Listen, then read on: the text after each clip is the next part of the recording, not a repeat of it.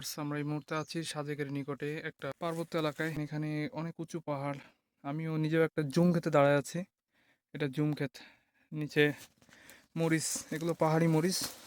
সাধারণ মরিচের থেকে প্রচণ্ড বেশি ঝাল হয়। নিচে এগুলো হলুদ গাছ। এখানে এই চাল কুমড়া। তো এখানে কিন্তু অনেক ডাউন, নিচটা অন্তত প্রায় 400 মিটার মতো ডাউন। চতুর সাইডে বাঁশ বাগান, এগুলো সবই বাঁশ।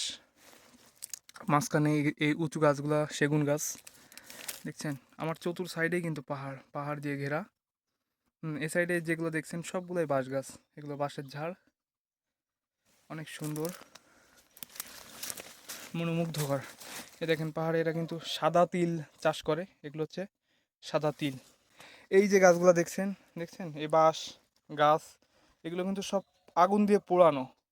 অর্থাৎ এরা যখন জুমটা রেডি করে, তখন এই পাহাড়ে যত বাঁশ বা যত বড় বড় গাছ থাকুক না কেন, ওরা সবগুলোকে কেটে সেখানে আগুন ধরায় দেয়। এই আগুনের কারণে কিন্তু এগুলো পুড়ছে। এই যে ঢিবিটা দেখছেন, এটা কিন্তু একটা পিঁপড়ার ঢিবি। এর ভিতরে পিঁপড়া থাকে, যদিও এখন মনে হয় নাই, তবে এটার ভিতরে পিঁপড়া থাকে, পাহাড়ি পিঁপড়া। দেখেন নিচের ভিউটা কত সুন্দর। আহ, এখানে এই ভিতর থেকে, অবশ্যই এদিক থেকে আসেনি, এটা আসছে আপনার এদিক থেকে এদিকে। তো এই দেখেন, এই জলটা এদিক থেকে বেরোয় আস্তে আস্তে ধীরে ধীরে এদিকে যাচ্ছে। এই সাইডে একটা নদী আছে, বাংলাদেশ ভারত সীমান্তে। এই নদীতেই আর কি জলটা নামবে। দেখেন দূরের পাহাড়গুলো, এগুলো কিন্তু সব বাঁশ গাছ। এই যে নিচের অংশটা, এটাও কিন্তু একটা জুম ক্ষেত। এখানে আছে কলা গাছ, ক্যামেরায় যতটা আসতেছে না। কলা গাছ, তারপর হলুদ, মরিচ। এই যে গাছটা দেখা যাচ্ছে, এটা একটা আলু গাছ। এর এই শিকড়ে আলু তৈরি হয়। এই, হ্যাঁ, শিমুল আলু। এখান থেকে এই আলুটাকে সংগ্রহ করা হয়েছে। জায়গায় আলুটুকু নাই, এখান থেকে আলু হয়, এগুলো সব তুলে নিয়ে গেছে। ওইখানে একটা চাকমাদের বাড়ি আছে, দেখা যাচ্ছে চাকমার বাড়ি। এই গাছগুলো কিন্তু সব মারা গেছে অনেকটা, দু একটা গাছ হয়তো জীবিত আছে। অনেক ঢাল। দেখা যাক, এখন আস্তে আস্তে নিচের দিকে নামবো। আমি এখন পাহাড় থেকে নিচে নামতেছি। অবশ্য পাহাড়ের সব থেকে সমস্যা হচ্ছে নিচে নামাটা। উপরে ওঠাটা যত কষ্টের, তার থেকে নামাটা অনেক বেশি রিস্কি। দেখছেন কত বড় বড় গাছের গোড়া, এগুলো কিন্তু সব জুম করার সময় পোড়ানো হয়েছে। এখন ভিডিওটা অনেক বড় হবে, বাট অনেক এনজয় করবেন। আমি এখন পাহাড়ের নিচে পৌঁছে গেছি। যে পাহাড়টাতে উঠছিলাম সেটা হচ্ছে এই পাহাড়টায়, এই উপরে উঠছিলাম এই পথে। পাহাড়িরা সাধারণত জুমে যাওয়ার সময় এই পথটা ব্যবহার করে। আমরা এই পথ ধরে উঠছিলাম, আমরা এখান থেকে ভিডিওটা করছি। দেখা যাক সামনে যাওয়া যায় কিনা, আমরা চেষ্টা করতেছি। এখানে অবশ্য চিংড়ি নাই, কিন্তু কিছু কিছু জায়গা আছে এরকম জলে প্রচুর চিংড়ি থাকে। হিলে আমি মানে কষ্টের থেকে সার্ভাইভ করে মজাটা পাই বেশি। অবশ্যই প্রত্যেকটা এলাকায় অত্যন্ত ঝুঁকিপূর্ণ সাপ বা বিভিন্ন বিপজ্জনক জীবজন্তু, পোকামাকড়, এগুলো তো থাকেই। তারপরেও মনে একটু সাহস নিয়ে আর কি আগাতে হয়। আমরা সেভাবেই আগাচ্ছি। এই সাইডে এই জলটা যেখানে যে নামছে, এটা বাংলাদেশ ভারত সীমান্তের একটা নদী। সো নদীর অর্ধেকটা বাংলাদেশ, অর্ধেকটা ভারত। আমরা দেখতে যাচ্ছি যে ততদূর যাওয়া যায় কিনা। দেখেন সব বাঁশ বাগান। আমরা এখন ভিতর দিয়ে ঢুকতেছি। সাধারণত এরকম ঝোপের ভিতর দিয়ে আপনাকে যদি ছেড়ে দেওয়া হয়, আপনি স্বাভাবিক অবস্থায় কিন্তু যাইতেই চাইবেন না, কারণ সাপ পোকামাকড় এগুলো একটা ভয় থাকে। কী পরিমাণে বাঁশ, বিশেষ করে এগুলো যখন বৃষ্টি হয় ওই সময় স্রোতের সাথে আসে, এসে এইখান থেকে টার্ন নেওয়ার সময় এখানে আটকে যায়। সে বাঁশগুলো পচে কোন অবস্থা হয়েছে দেখছেন। সব কিন্তু বাঁশ, এখান থেকে অনেক বাঁশ কাটা হয়েছে, অনেক বাঁশ নষ্ট হয়েছে। দেখেন আমি কোন জায়গা দিয়ে যাচ্ছি, দেখছেন সবই কিন্তু ঝোপ জঙ্গল। ওকে, আমাকে যেতে হবে। So straight forward. আমি এখন যাচ্ছি বাঁশের ঝাড়ের ভিতর দিয়ে। এগুলোতে সাপ পোকামাকড়ের একটা ভয় আছে। হ্যাঁ, বিশেষ করে পাহাড়ে অজগর থাকে বেশি। ঠিক আছে, দেখেন আমি কোন রাস্তা ধরে আসতেছি। হ্যাঁ, এখানে আমরা বেশি নাই, এই ঝোপটা পার হয়েছি। দেখছেন কোন জায়গা দিয়ে আসছি, এই ঝোপটা পার হয়েছি। এখন নিচের দিকে নামতেছি। এই আমরা সোজা যাব, সোজা অ্যাডভান্স করতেছি। টার্গেট নদীর সাইডে যাওয়া। আমি কিন্তু একেবারে মানে ঝিরিতে, অর্থাৎ নিচে, এই সাইড দিয়ে জলের ঝর্ণা যাচ্ছে। দেখছেন, আসলে এটাই সার্ভাইভাল লাইফ। এটা খুবই সুন্দর যদি আপনি এনজয় করতে জানেন। আমার কিন্তু প্রচণ্ড কষ্ট হয়েছে আসার সময়, কিন্তু তারপরও আমি বিষয়টা এনজয় করতেছি। এখানে জল, এটা পার হওয়া লাগবে, এই সাইড দিয়ে পার হয়।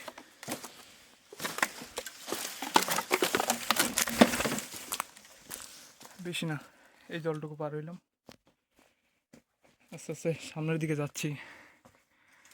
দেখেন কত উঁচু, বিশেষ করে বৃষ্টির সময় অর্থাৎ আষাঢ় শ্রাবণ মাসে কিন্তু এই যেখানে দাঁড়ায় আছি এখানে আসলে আমার মতো 3-4টা মানুষ লাগবে, তাও ঠাঁই পাবে না, এত পরিমাণে জল থাকে। দেখেন আমরা কোন জায়গা দিয়ে যাচ্ছি, আমরা এই সাইড দিয়ে আসলাম। হ্যাঁ, আমরা মনে হচ্ছে এখন টানেলের ভিতরে, চতুর সাইড উঁচু এবং ঢাকা সব বাঁশ দিয়ে, প্রচণ্ড উঁচু উঁচু পাহাড়। এই পাথরগুলো সবই পিছলা, আবার নিচে আছে জল। আমাকে যেতে হলে একটা বাঁশের উপর দিয়ে যেতে, আর না হলে আমাকে উপর দিয়ে যাইতে হবে। সো আমি কোন সাইড দিয়ে যাব এটা ভাবতেছি। যদি আমি পিছলা হলেও এটার উপর দিয়ে যাব, যেহেতু আমার পায়ে সেরকম উপযোগী একটা জুতা আছে। আর সামান্য সাপোর্ট হিসেবে হয়তো আমি বাস ব্যবহার করব, যাতে ওই জায়গাটুকু যাওয়া যায়। আমি কিন্তু অলরেডি মাঝখানে চলে আসছি। আমি এই সাইড থেকে জাম্প করে পাহাড় ধরে ধরে আস্তে আস্তে আগাচ্ছি এবং যাব সামনের দিকে। প্রচণ্ড রিস্কি, আমাকে সতর্কতার সাথে ভিডিওটা করতে হচ্ছে এবং সাথে সাথে সামনে অ্যাডভান্স করতে হচ্ছে। ওকে, হ্যাঁ, সাকসেস। এই অবস্টিকলটা পার হলাম, দেখছেন। দেখেন চতুর সাইডে কত উঁচু গাছ এবং আমি আছি নিচে, ঝিরির ভিতর দিয়ে যাচ্ছি। দেখেন পাহাড়িরা কিন্তু বাঁশগুলো কেটে কেটে রাখছে, মানে আর কি বাদ দিয়ে রাখছে আর কি। ওরা বাঁশ সাধারণত ঘর তৈরি করা ছাড়া তেমন কোনো কাজে আর ব্যবহার করে না, ওরা জ্বালানি হিসেবে অন্য কাঠটা ব্যবহার করে। তো আমাকে এখন এই জলটুকু পার হয়ে ওই সাইডে যেতে হবে, নাহলে এদিক দিয়ে আমি পার হতে পারবো না। তো আমি সেটাই করতেছি, একটা জাম দিব শর্টকাট। আমি ক্রস করছি, এখন আমি আস্তে আস্তে সামনের দিকে আগাবো। দেখেন সেই জঙ্গল অসম্ভব সুন্দর, দেখেন কত উঁচু উঁচু গাছ, এখানে বাঁশঝাড় ডাউন, দেখতে থাকুন। এখানে এগুলো কিন্তু কলা গাছ, পাহাড়ি কলা গাছ। পাহাড়ি কলাগুলো একটু অন্য টাইপের, আমি উপরে থাকলে হয়তো আপনাকে দেখাতে পারতাম। গাছগুলো কিন্তু ভেঙে পড়ছে এবং আমি এই জঙ্গলের ভিতর দিয়ে আগাচ্ছি। ছোটোখাটো অবস্টিকেল, আমি যে পাহাড় থেকে ভিডিওটা শুরু করছিলাম এই পাহাড়টা কিন্তু এটা, অর্থাৎ আমি ওই সাইড দিয়ে ঘুরে এখন আসলাম। ও সাইড থেকেও একটা ঝর্ণা নামছে, সেটা এই সাইড দিয়ে আসে এখানে গেছে, আর এদিক থেকে যেটা আসলে সেটাই যাচ্ছে। আমি এখনও সামনে অ্যাডভান্স করছি। দেখেন মনে হচ্ছে আমি টানেলের ভিতর দিয়ে যাচ্ছি, দেখছেন। এই সাইড দিয়ে জল আছে, কিন্তু একটা বিষয়, এখানে কোনো মাছের দেখা নেই। অন্যান্য পাহাড়ে সাধারণত মাছ থাকে। দেখেন আমি কোন জায়গা দিয়ে আগাচ্ছি। দেখেন এখন আমাকে ওই সাইডে যেতে হবে। আমি আপাতত নিচ দিয়ে না যেয়ে বাঁশের উপর দিয়ে গেলে আবার গুতা খাওয়া লাগবে, নিচ দিয়েই যাই, নিচ দিয়ে গেলে রিস্ক কম। দেখছেন কোথা থেকে কোথায় যাচ্ছি আমি নিজেও জানি না যে আর কতক্ষণ আমি হাঁটবো। জাস্ট এনজয়, খুব ভালো লাগতেছে। পাহাড়ে সারভাইভ করাটা আসলেই মজা, যে সারভাইভ না করবে সে আসলে বুঝবে না। দেখেন চতুর সাইড দিয়ে কিন্তু উঁচু পাহাড়, আমি নিচে টানেল দিয়ে হাঁটতে আসতেছি, জাম দিয়ে এই ছোট্ট জায়গাটুকু পার হইলাম, যে জল যাচ্ছে। আর পাহাড়ে বিশেষ করে সতর্কতা যেটা, পাহাড়ে যদি এরকম কোনো জলাশয় থাকে তাহলে তার নিকটে মানুষ, তারপর বিভিন্ন বন্য প্রাণী ওরা নিকটেই থাকে, কারণ জলের জন্য তো আর অন্য কোনো উৎস নাই। দেখছেন গাছগুলো কত বড়, কত সুন্দর জায়গা। যেমন সুন্দর তেমন রিস্কি, কারণ প্রত্যেকটা রিস্কের পিছনে কিছু একটা ইন্টারেস্ট থাকেই। খুব ভালো লাগতেছে। দেখেন কোন দিকে যাচ্ছি, দেখছেন পুরোটাই কিন্তু আমি জলের সাইড দিয়ে দিয়ে আগাচ্ছি। খুবই সুন্দর এবং অত্যন্ত ভালো। দেখছেন বাঁশগুলা কেমন, সব বাঁশগুলো পুষে গলে রয়েছে। দেখছেন এই জঙ্গলে যদি আপনাকে একা ছাড়া হয় কেমন লাগবে।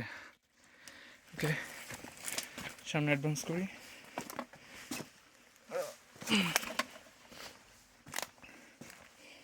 আমার এক হাতে মোবাইল, এক হাতে উইন্টার কোট, কোনটা ছাড়বো আর কোনটা ধরবো বুঝতেছি না।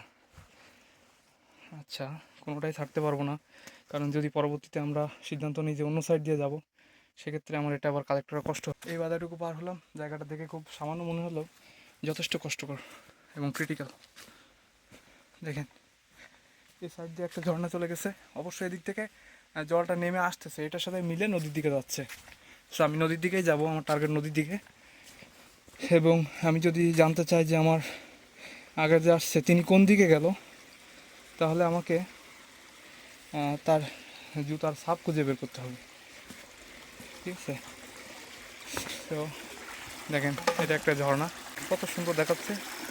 এগুলো কিন্তু যেখানে দাঁড়ায় আছে এটা কিন্তু পুরোটাই পাথর, সব ঝর্ণা। ওকে, আমি সামনে অ্যাডভান্স করি। ওকে, দেখেন কত সুন্দর। ওকে, এখন আমি আরও সামনে যাই।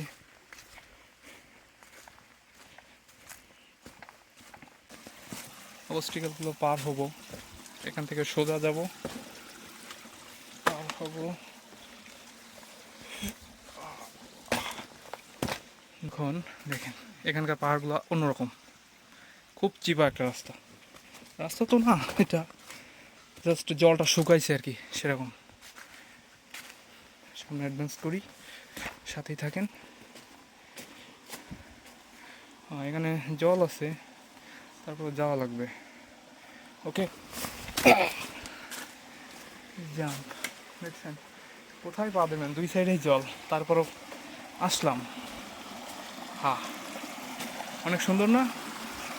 যেমন সুন্দর তেমন রিস্কি, আমাকে উপর দিয়ে নামতে হবে। এই জায়গাটুকু পার হইলাম, দেখছেন পাহাড়ের ঢালে একটা ছোট্ট ঝর্ণা, অসম্ভব সুন্দর। ঝর্ণা মাত্রই সুন্দর, তবে এই ঝর্ণাটা আরও বেশি সুন্দর, ঠিক আছে? দেখেন। ওকে, আমরা আমাদের গন্তব্যের দিকে এখন। সামনে নদীটা আমরা দেখতে পাচ্ছি, আপনাদের আগেই বলেছিলাম যে আমরা বাংলাদেশ ভারতের ইন্টারন্যাশনাল বর্ডারে যে নদীটা আছে আমরা সেখানে। সো আপনার নদীটা দেখায় দূর থেকে, এটা হচ্ছে আমাদের সেই নদী। আমরা একদম নদী জল স্পর্শ করব। সো সাথে থাকুন, আমি এখন আপাতত এই অবস্টিকেলটা পার হব, যদিও ছোটো দেখা যাচ্ছে, বাট পাহাড় তো। তো তারপর আমি যাব, আমি সোজা যাব এখান থেকে, এই উপর দিয়ে চলে যাব। সাথে থাকুন, দেখতে থাকুন। হাত দুইটাই বন্ধ, তাই ফোনটা আবার পুশ করে রাখতে, পুশ না আবার ক্যামেরাটা অন করলাম। বারবার ডিস্টার্ব হচ্ছে, যেহেতু আমার কাছে কোনো ক্যামেরা হোল্ডার নাই বা অন্য কোনো কিছু নাই, সো একটু ডিস্টার্ব হবে। আমি আসলে খাটাসের মতো আস্তে আস্তে আগাচ্ছি পাহাড়ের একেবারে গা ধরে ধরে। দেখেন এখানে কিন্তু প্রচণ্ড পিছলা, এখানে আমাকে পার হতে হলে শিকড় ধরে পার হইতে হবে। ওকে, বিষয়টা খুবই এনজয়েবল, যদিও আপনাদের ভিডিওটা চালু রাখার জন্য একটু কষ্টকর, বাট আমি খুব এনজয় করতেছি। যাই হোক, দেখেন কীভাবে যেতে হয়। আমি চলে এসেছি কাঙ্ক্ষিত গন্তব্যে। এই দেখেন এই জায়গাটুকু পার হয়েছি, এই ঢালটুকু, এই পাহাড়ি ঝর্ণা। এই হচ্ছে আমাদের সেই নদী, যেটা বাংলাদেশ ভারতের ইন্টারন্যাশনাল বর্ডারে। আর যদিও আপনি নিজে যদি ঘুরতে কখনো আসেন, এখানে আসতে পারবেন না। দেখেন একটা লতা আছে, প্রচণ্ড কাঁটাযুক্ত লতা, এর নাম আমি তো জানিই না, আশা করি স্থানীয় লোক ছাড়া কেউ বলতে পারবে না। আমরা অলরেডি আমাদের গন্তব্যে পৌঁছে গেছি। এটা আমরা একদম বাংলাদেশ ভারত জিরো লাইনে। দেখেন এই যে জলের যে ঝর্ণাটা ছিল, ঝর্ণাটা এখানে এসে মিলছে এই নদীতে, এই সেই নদী। হ্যাঁ, জলটা খুবই স্বচ্ছ এবং খুবই নীল মতো মনে হচ্ছে, দেখছেন? এই সাইডে কিন্তু ভারত, অর্থাৎ আমাদের সামনে নদীর ওপারে ভারত, এই পাশে বাংলাদেশ। দেখেন কত সুন্দর।